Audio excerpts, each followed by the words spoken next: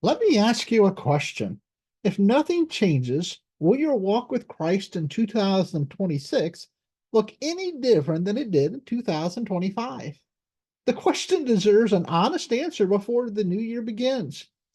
When Paul considered his walk in service for Christ, he said in Philippians 3:13, "Brethren, I count not myself to have apprehended, but this one thing I do." Paul was saying this: I have not arrived. I've not reached my full spiritual potential yet. That's a remarkable statement coming from a mature apostle, a missionary, and servant of Christ. Paul refused to settle spiritually. He goes on to say, "This one thing I do." In other words, the all important thing in my life, the controlling priority, was God's high calling. Paul was determined not to waste his life, his time, or his calling. To accomplish that calling, he immediately lists three steps that would help him get there. He says, forgetting those things which are behind, reaching forth to those things which are before, and pressing towards the mark. Paul understood that spiritual growth is intentional.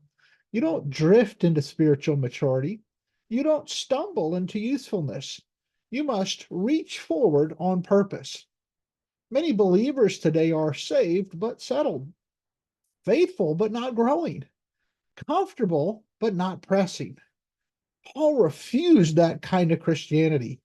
One of the steps of reaching forward towards God's high calling in life is training, being equipped to serve Christ more effectively. That's why Independent Baptist Online College exists.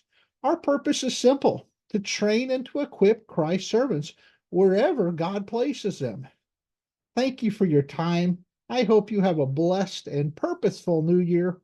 Please check out our website at iBaptistCollege.org.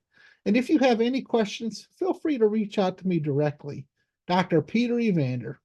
Don't settle, reach forward, press toward God's high calling in your life.